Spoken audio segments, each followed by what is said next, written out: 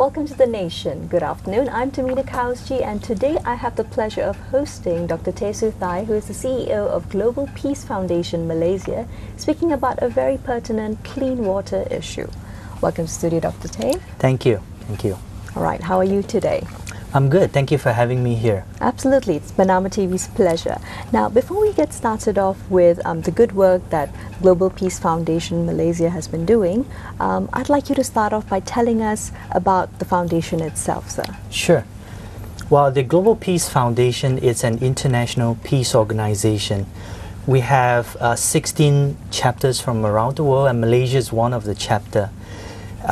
This non-profit of Global Peace Foundation was established about 7 years ago with a mission to address some of the most pressing issues that humanity is facing today. So our core focus is in the area of promoting interfaith collaboration, addressing a lot of conflicts because of identity-based issues. We're also working on the issues of education in order to nurture a more holistic children from the school. And the third area that we are working on is in terms of community building, promoting a culture of service, engaging young people in volunteering, and addressing issues that the communities are facing. Right, I see. So that does seem like a very broad-based perspective on, as you said, assisting with issues. Yes, yes. Right. Although we have a broad focus, but every of our chapters would identify some of the key areas and key issues of a country. So in Malaysia, we have mainly two areas of focus. So the first one is actually on education. Well, nurturing young people, to be our future leaders is one of our important mission, because if you want a better world, a more peaceful world for tomorrow, right, you got to start from the younger generation. So providing a leadership program, character building activities, working with the school, providing capacity building for teachers are some of the things that we do in order to nurture a better next generation. So another area is what we're going to talk about today. It's about addressing issues of the community, and the area that we are focusing right now is in terms of helping communities who are struggling with the issues of clean water. Right, okay, clean water. Yeah. Now, as you were saying, each country has its own focus. Right. Now, Malaysia and clean water, why is that still an issue of concern, especially in a tropical country which we are blessed enough to have plenty of rainfall and Right. etc.? Why is that still an issue, sir? Yeah, I think a lot of people are not aware of how communities in the rural areas, right, and also especially Orang Asli's communities who lives in the mountain, in the jungle, many of them do not get clean pipe water. I see. Probably because of logistic and geographical issue. And a lot of these communities, they are consuming water from the mountain, like streams, river, and sometimes even from a lake or well. So the issue of we call them surface water. That's right. So the trouble with the surface water is it can be contaminated. It can be contaminated because of animal activities. It can be contaminated because of logging, plantations, and so on. Right. So these communities sometimes face challenges, health issues. Kids get diarrhea, they get skin diseases, but they have no way of addressing this issue because they don't have alternative source of water to drink. Right, okay. Yeah. So that's definitely something of great concern. Now, the Global Peace Foundation, which you represent, of course, before we go into further details about that, Sure. tell us about your involvement so far with the Global Peace Foundation, Doctor. My personal? Yes. Oh, I've started my, actually I was trained in medicine. Right. And I found that I have a great passion on social work, even when I was in university. So at one point I've decided that I want to do something that's connected to social good. Right. When the Global Peace Foundation was started in Malaysia, I was one of the founding members together with a few others. So we started the foundation together. So it's been about 6 years since I was involved. Right, okay. And what have the 6 years of your experience within the NGO circle in Malaysia told you so far? What have you learned? Yeah, it's a very interesting career, you know, as you look at it, Right. in a non-profit sector. People of my generation would hardly think about working in a non-profit. That's right. Yeah, it's still considered uncommon. Right, right. Well, today a lot of Gen Y, you know, they have more exposure towards non-profits and they get to work and experience. But when I moved into a non-profit sector, it's a lot of people were very curious, like, you know, would you be able to survive, you know, doing what you're doing? Yeah. That's right. So, but I would say I'm very blessed to be doing what I'm doing today. Over the last few years, it's been an experience of working with people.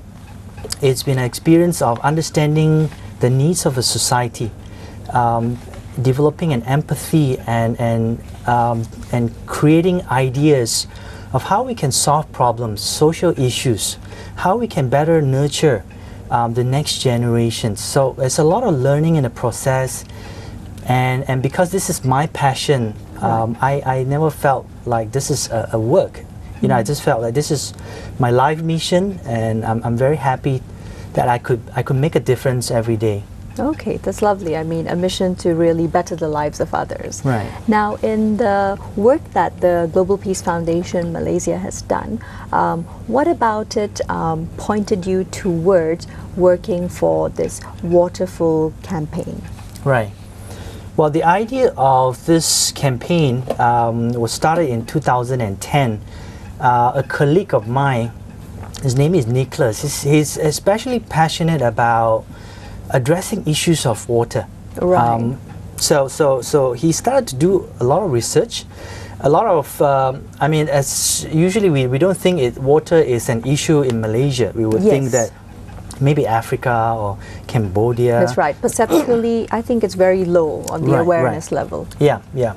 So even though it is not is not a too serious of an issue, as long as there are communities who are struggling with it, right?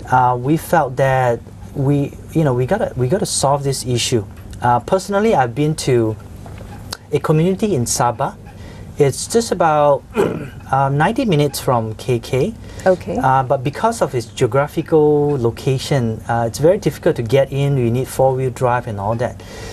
And of course, when we arrived there, the village heat is very warm, so he wanted to give us coffee and all that. So he started to boil water. Okay. And he gave us option like, okay, you pick, you want Nescafe or Milo, you have the 3-in-1. So you can make yourself. It was rainy and we all wanted some hot drink. And pouring out, the hot water from the kettle, I could see that yellowish water. Right. And, me and my friends, we struggle a bit, like, should I drink this? Even though it's boiled, it's yellowish. But we drank it, we made Nescafe out of it. But while drinking, the Nescafe, we could still taste something weird in the water. Right, it tasted a bit off. Exactly. So if we could not even tolerate, this for a drink, just imagine people who live this day in and day out. Especially when it rains, a lot of these communities who uses the stream water, right? The water get really muddy and murky, and they had no choice but to consume it, to drink it. So if you look at this, you have cases of sicknesses as well. Right. A friend of mine who told me that in a community in Cameron, one of the village head actually died because the water that he consumed was contaminated with leptospirosis, the kind of bacteria that came from rats. Yeah. So if you just imagine you have children, drinking, water that potentially is contaminated, you're not gonna be feeling, safe, and you're gonna be worried every day. That's right. So with that kind of empathy and understanding of the struggle of these communities, we decided that this is an important project for us to embark in. And the idea is also to bring along different partners. So bringing the corporate partners who will be able to sponsor or donate the water filter, looking for a good technology of water filter that would be fitting for the community. Right. And also getting young people to come along to volunteer their time and energy, and providing them an exposure and experience of how some of the underprivileged communities are living. So looking at all this benefit that we can bring, we decided to start this project in 2010. Right, okay. Now let's backpedal, and as you said, started in 2010. So this Communities Unite for Pure Water initiative. Right. What are some of the areas that you have successfully managed to address and also to make some change happen so far? Right. So so far we have piloted this project in 2 different communities. I see. We actually got started by doing this project in Cambodia. Because Global Peace has a chapter in Cambodia, and from some of the statistics that they provide us, the issue is really pressing. So by getting a local sponsor, we managed to have the first pilot project in Cambodia, where we actually built a water filtration system, and also understood how the locals are suffering from the issues of clean drinking water. Right. So that was the first pilot. Then soon after that, when we started to research about Malaysian communities, then we started to identify the orang asli kampongs who are suffering from clean water. So we had our second pilot project in Gopeng, Perak. I see. A communities who've been consuming water from the stream, and they're struggling because parents were telling us that when they make milk for their kids, they had to use a cloth to filter the water. Oh, and dear. you can see dirt on the cloth, and still it doesn't solve the problem entirely. So there were a lot of worrying parents, and sometimes kids get sick and Naturally, so on. yes. So that was our second pilot project, working with a community called Ulu Gero, Kampong Ulu Gero in Gopeng. In Gopeng. And which year was this, Dr. Tay? This was last year. Right, okay. Yeah. Nice. So what was the Global Peace Foundation able to do as their way of helping out the community in this area?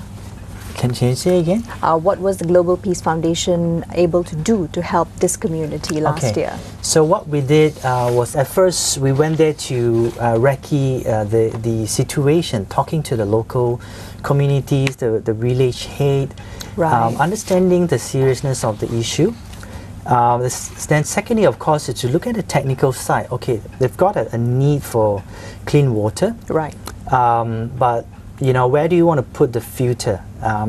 Would the community understand the importance, of coming and get the clean water from the filter, creating awareness, educating the parents, and besides that, then is to work with a few engineers in finding the right place to put the water filter. Right, the best place. Yeah, the best place. Getting also the water source, from the best source of water, so that it will fit into the filter. Yeah, so these are some of the work that was required. At the end of the day, when we talk to the communities, they're very happy. Parents are very happy, because if you understand, especially mothers who cooks and who That's right, on a daily basis, Yeah. potable water, right? Yeah. Now on that point, we'll take a quick commercial break, Sure. and when we're back, we'll still be speaking about the issue of pure water. Stay with us. Welcome back to The Nation, still with me, Tamina Kauschi, and now we're going to play you a quick video that will show you a little bit about the initiative by the Global Peace Foundation Malaysia. Check it out.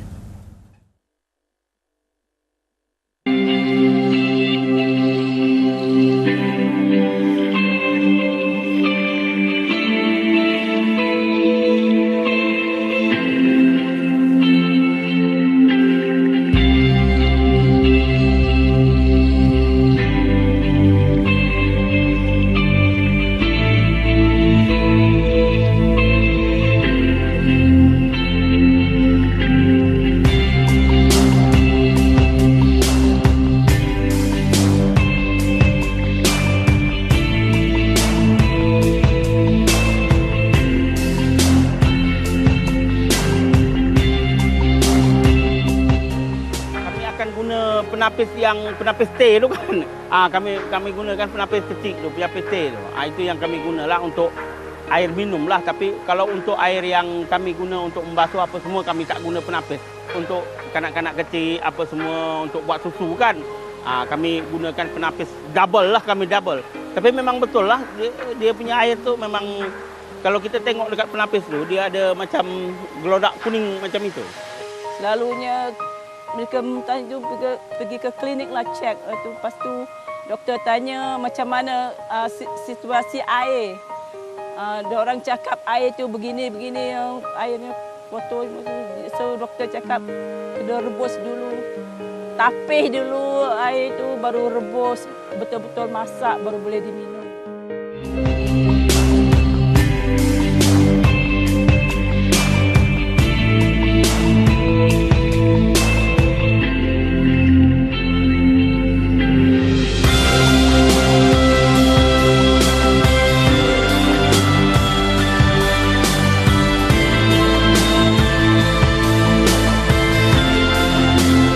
My name is Nicholas Lee.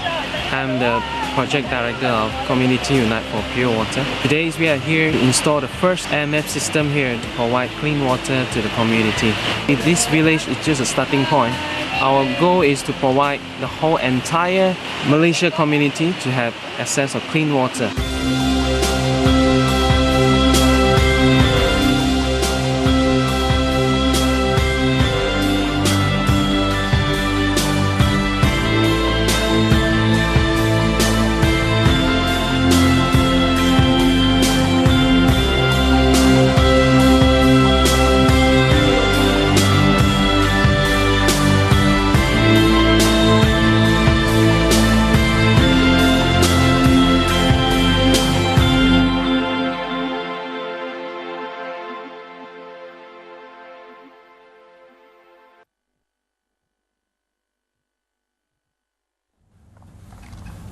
Right, so Dr. Tay, as we saw in the video, it very succinctly tells us what the problem are of these communities, the Orang Asli communities. Right.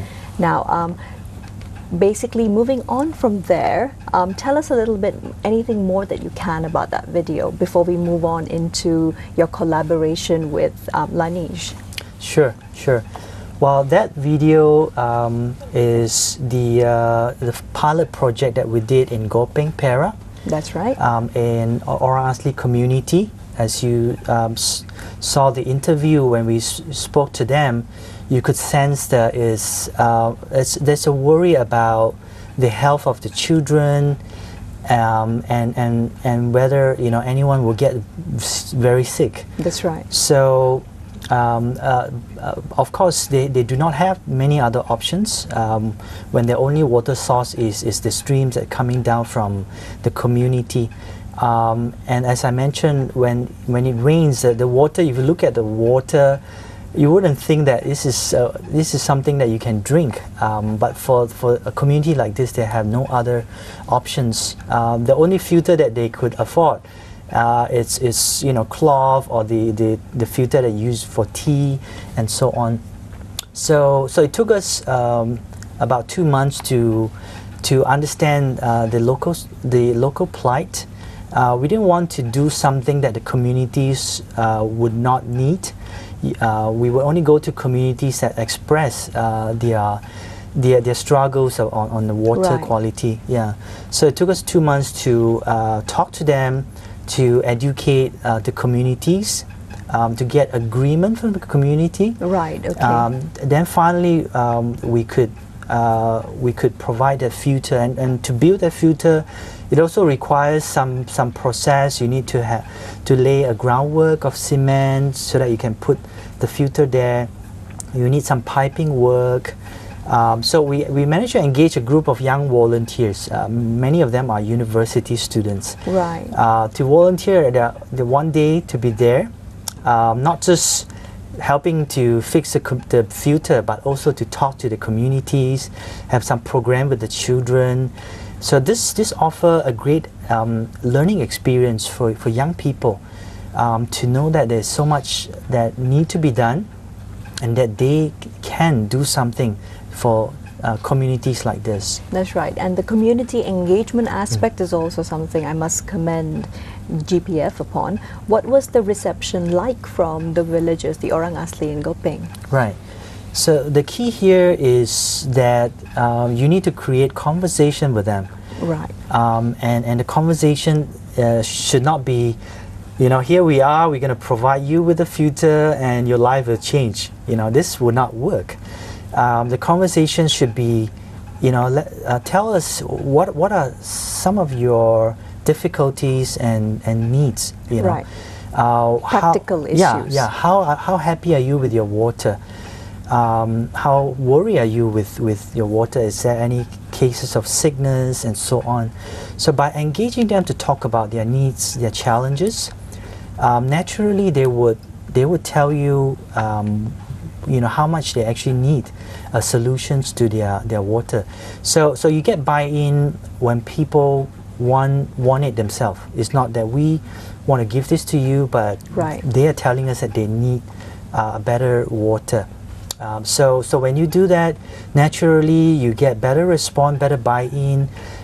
Chances that they are going to maintain this water filter is higher, and chances that the families would come. They have to still walk a distance to collect the water. Right. So if you develop that understanding of the importance of clean water, chances is they will consume the clean water. Yeah. Right. Okay. Now that's wonderful. Now this is of course the first time that GPF is collaborating with Laneige Malaysia for this Waterful sharing campaign. Now walk us through what this campaign with Laneige is all about, Doctor. Yeah. So we are actually very excited to work with Laneige. Laneige is, as you know, they are a global brand in beauty products. So when they approached us about this Waterful sharing campaign, we were excited because we already know some communities who needed clean water, who were struggling with the issue of water. So the Waterful sharing campaign shared the same mission with what we've been doing, and that's to provide clean water to underprivileged communities. So the campaign has been launched in May. It's a 3-month campaign until July. Right. And Laneige goal is to raise about 80,000 ringgit Malaysia from the sale of their limited edition bottle. Right. That comes, with... So there you go. As we have been seeing, the water bottles displayed on our table here are not just for show, but these are, as Dr. Tai said, the limited edition Laneige water bottles. Right. Yeah. Now, where are these water bottles available for purchase for those who might be interested to assist? Yeah. As I was informed, the water bottles will be available at all major shopping malls where Laneige has their counter or they have their sales outlets. That's right, and we're actually showing a close-up of each one of the different styles and models of the bottles available on the screen right now. Right. They retail for for individually? For 10 ringgit. Right, so individually for 10 ringgit, and the profits would go to actually the sum that intends to be collected. Exactly. Right, Yeah. right. So the profit from this Waterful sharing campaign is meant to support the provision of clean water to 2 communities I see, that right. we have identified. Okay. And Yeah. what was the process through which Laneige as well as GPF went to identify these communities, Dr. Tay? Yeah, so we've got friends working with Orang Asli communities, I see.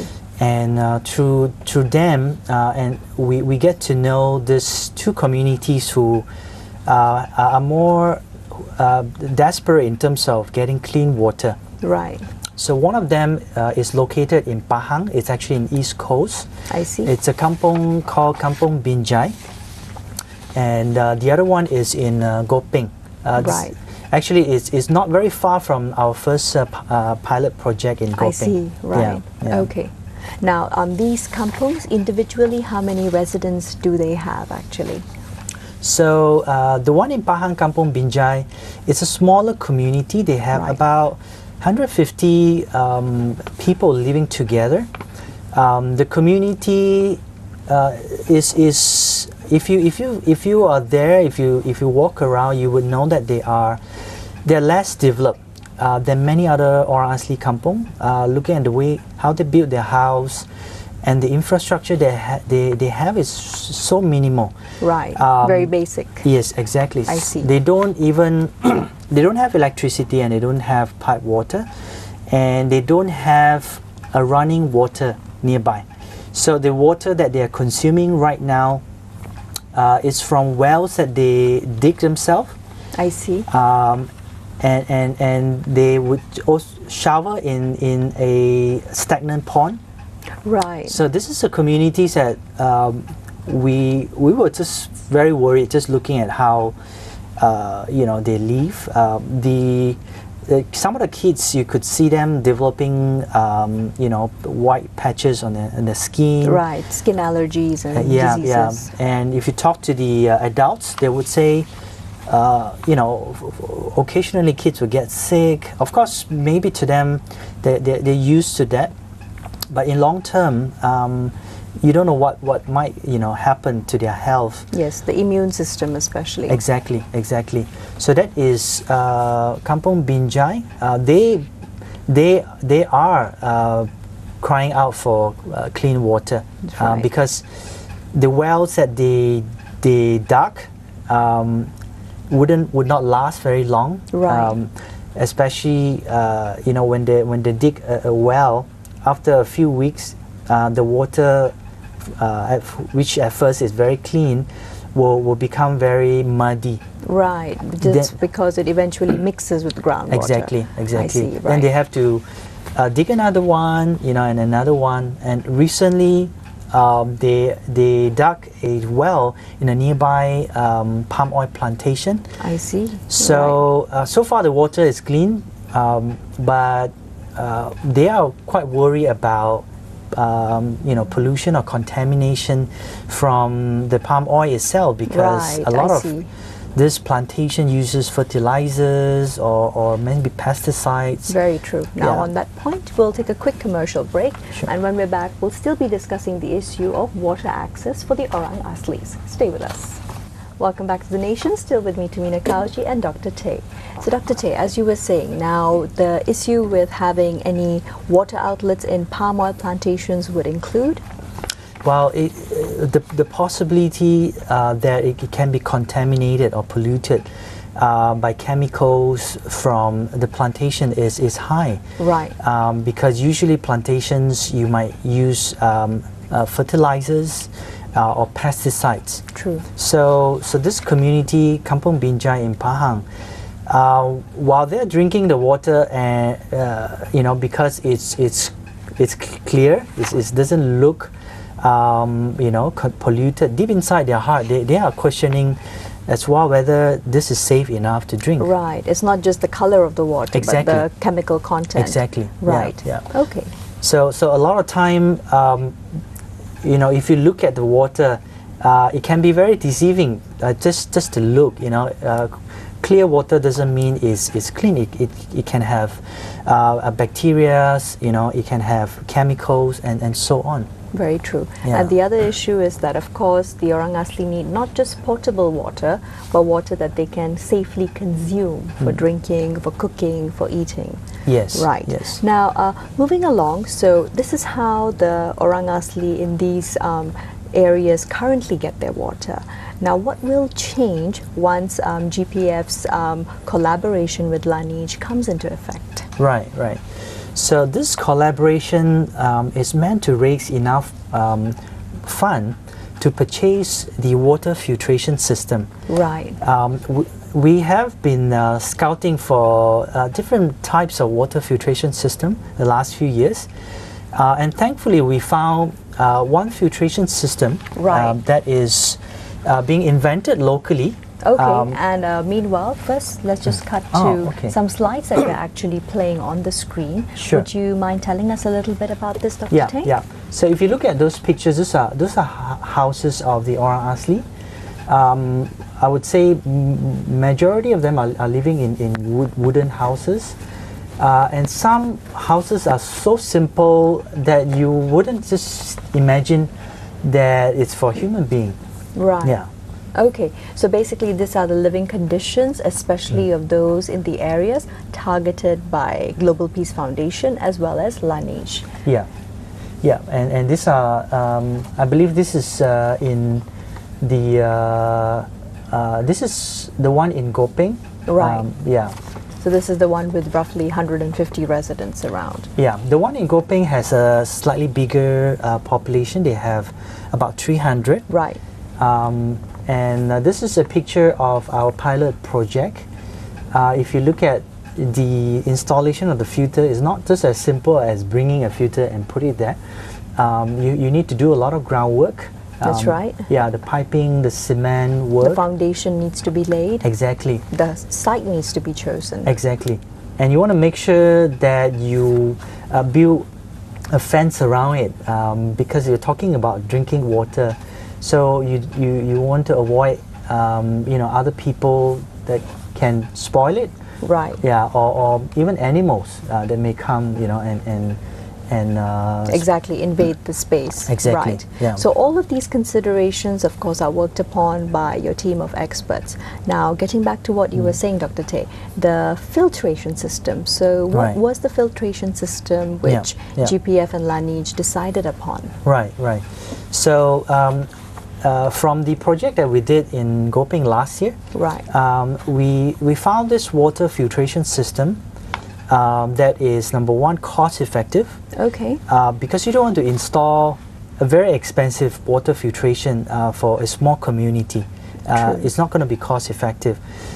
So number two is maintenance, because understanding that these communities they may not be well knowledgeable about how filtration works and how to maintain it. Right. So you want to have a filtration system that is very low in maintenance, that you don't need to go and check it on it every day, and clean it every month. You don't even need to do all those kind of thing. Right. Day-to-day maintenance might prove to be a cost issue as well. Exactly, exactly. So you want to minimize a human's effort in this sense, and then thirdly, you want the filter to be good enough, right, that it will filter off all the dirt, the particles, harmful bacteria.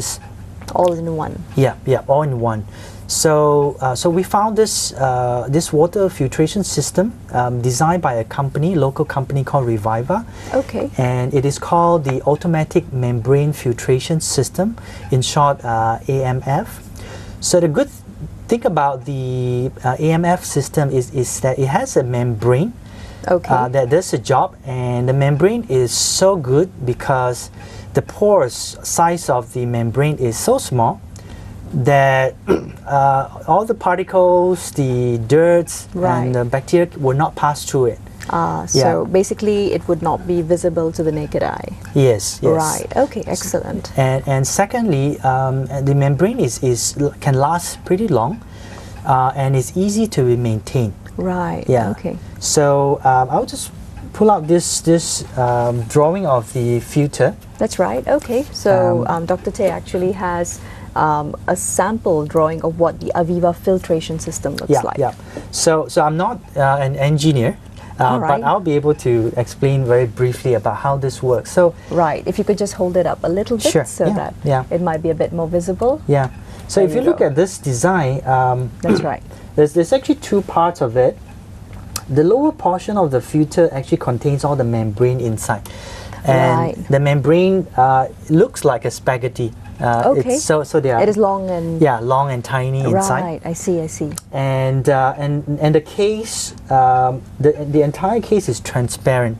So you don't have to open it to check on it. So You can actually physically see. So Exactly. that's what cuts down the maintenance. exactly. So you can Right. physically look at it if there's any issue with it and so on.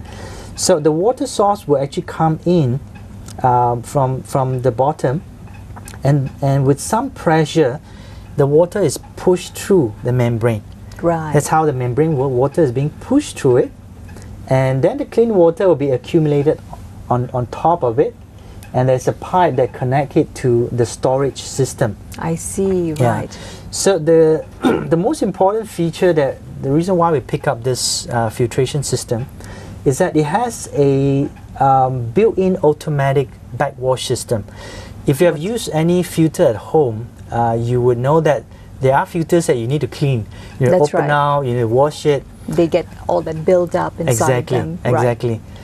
So the system to clean it, it's called a backwash system, meaning you actually wash it from inside out, right, to clean the membrane, because after a while, membrane will be stuck with all the dirt. So what the system is able to achieve is that they have built in a backwash system that doesn't require electricity. We've seen many other models that require electricity, require manual work. It's much more costly.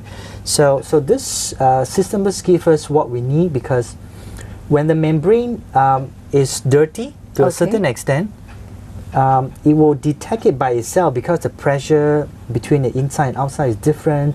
So it will trigger off a mechanism that water will be pushed down Right. to flush it. Okay. Yeah, wow, and the dirty wonderful. water will go out from the system. Right. Smart technology. Exactly, Yeah. exactly. So that's the reason why we have adopted this system. Right. And this Aviva filtration system typically costs 80,000 ringgit.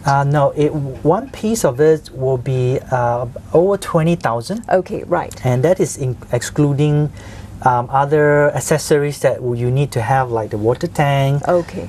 the building of the foundation, the fence, and all that. So we estimate One unit. one unit in one community. Okay. You probably can get everything done below 35 of 1,000 Malaysian ringgit. Right, right. Yeah. So a conservative estimate for 2 of such filtration devices would be roughly 80,000. Yes. Right. Yeah. And typically speaking, Dr. Tay, one filtration system would be able to produce enough potable water for how many? Yeah. The great things about the AMF system is that it can produce up to 16,000 liters per day. Per day? Yeah. Wow. So okay. so you're talking about mainly drinking and cooking water. Right. That's actually more than enough for a community with 100 families, let's say. Yeah. Right. Right. Yeah. Yes, I mean, typically speaking, the average individual adult would need Yeah. roughly between 2 to 3 liters a day. Exactly. Right. Yeah. Okay. So that should be very comfortable, just nice for the communities that you're looking at. Right. Yeah. So in summary, in considering the community needs, you got to find a low maintenance system, cost effective. That's right. Produce clean and safe water for the community. That's right. So I think the Reviver system, it fits all those boxes. Yeah. Right. And installation-wise, who are the teams or the people, the individuals on the ground actually in charge of the installation? Yeah. Actually, to install the water filter in the community, there are there are a few other areas that we have to look at. Right. And that's something a bit technical, like the water pressure and the locations as more central, so that the entire communities will be able to access to it. That's right.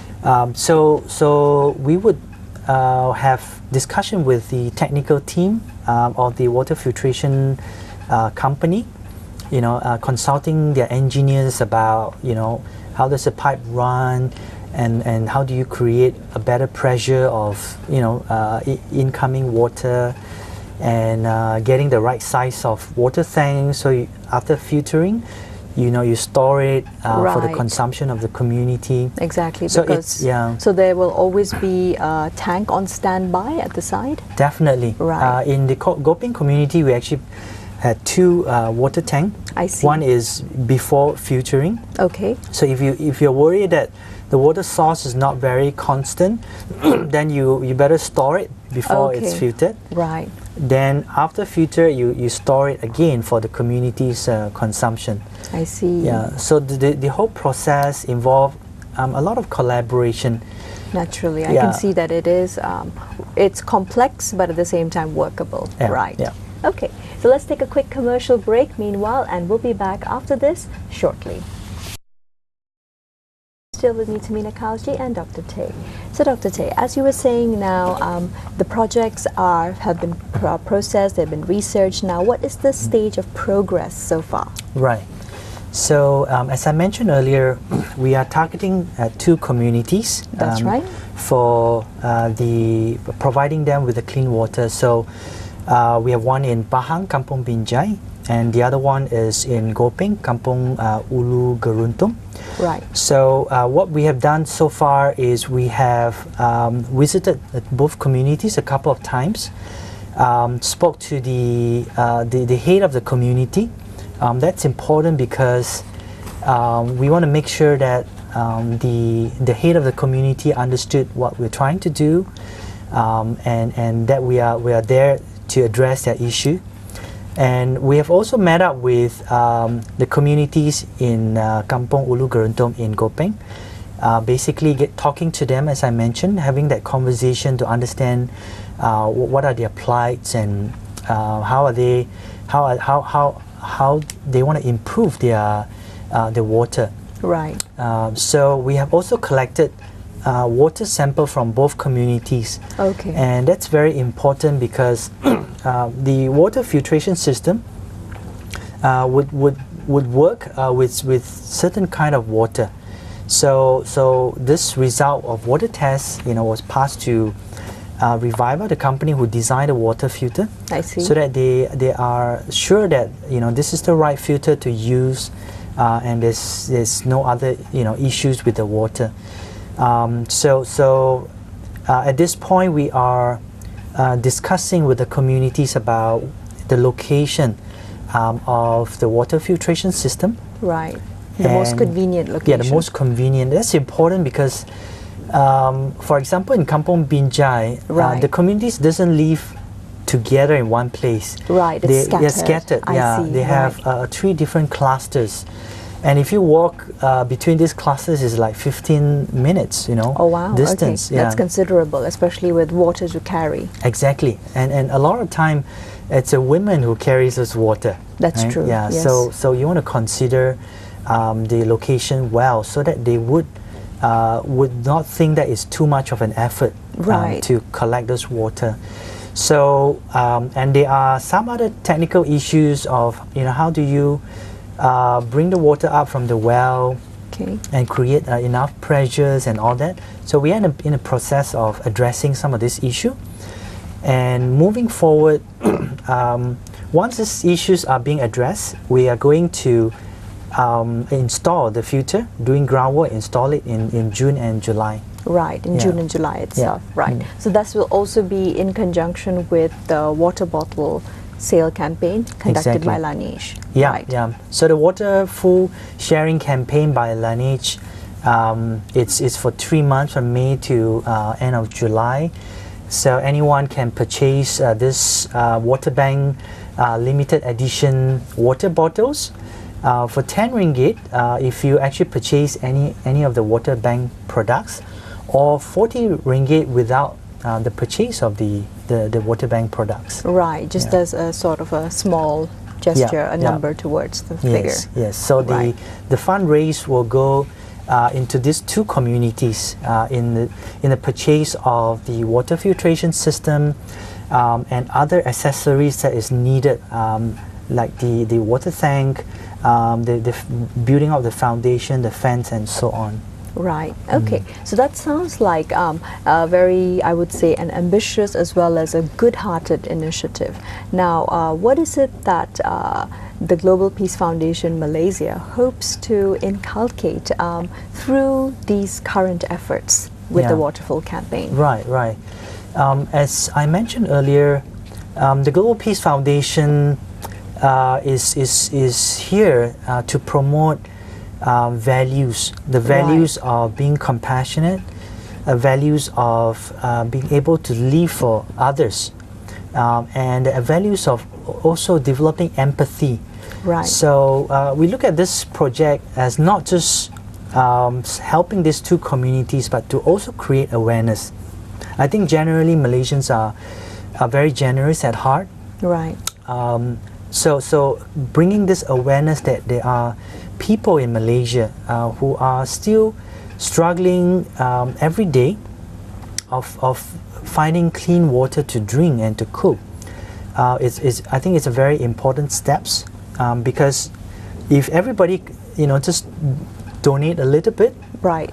In Malay you have sedikit lama-lama jadi bukit. So that's right. So everyone just have to contribute a small part.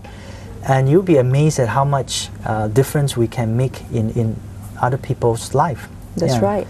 And I'm sure there are also people out there who are keen to volunteer their time.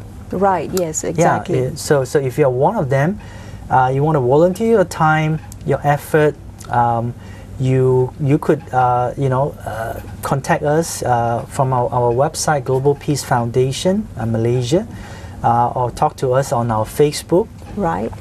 So that we could inform you on when is the right time that you can come into the project and what kind of contribution you would like to offer. Right. There is also a website that is created to just for this campaign. Okay. And this website is called ourvillagewater.com. So you can get more information about the project. And you can always contact us if you would like to also donate cash directly for the benefit of these communities. Right, wonderful. So there you go, for all our viewers out there listening and just wondering, okay, how do I get in on this aside from just purchasing these very cute water bottles? What you can also do is give your time or give any other expertise that you may have on the Facebook page. So there's Global Peace Foundation Malaysia. You can just type that into your search results on social media and it should come out. Yes, definitely. Right. And till when will the water bottles at least be available for sale? This will be until the 31st of July. Right. And Laneige is doing a great job by making this available in all major shopping malls, in their outlets. They do set up booth as well. I see, right. Yeah, so if you, on a weekend, if you go to shopping mall, I'm sure you can find out where they are. You can also go to their fan page to get more details. Right, okay. So there you go. So concurrently, the campaign is of course running on the Global Peace Foundation Malaysia's platforms as well as on Laneige Malaysia's. Right. So it does sound like this is going to be a campaign that is ongoing even past the completion of the wells themselves as well as the filtration system. Yes. But when do you expect the filtration systems would ideally be available for use to the villagers? Oh, well, as mentioned, we are planning to install them towards end of June and July. So the installation wouldn't take long. It will probably take us 2 weeks to do the groundwork, right. And then address all the technical issues. So by August, this community should be able to enjoy safe and clean water. That's right. And if you're volunteering with us, you'll be able to go to visit them, to hear their feedback, and to see the impact on their lives. Exactly. Right. Exactly. And Okay. also, this is not a one-time work, because we'll need to go back from time to time to just hear them. Is it working well? Is there any issues? So it's going to be an ongoing project. Right. Okay. So that's wonderful to hear. Thank you so much for your time today, Dr. Tay. Thank you for having me here. Absolutely. So this has been Tamina Kausji, myself, for The Nation, with Dr. Tay Suthai, CEO of Global Peace Foundation, Malaysia. Thank you so much, and please do support the initiative. We'll see you again next time.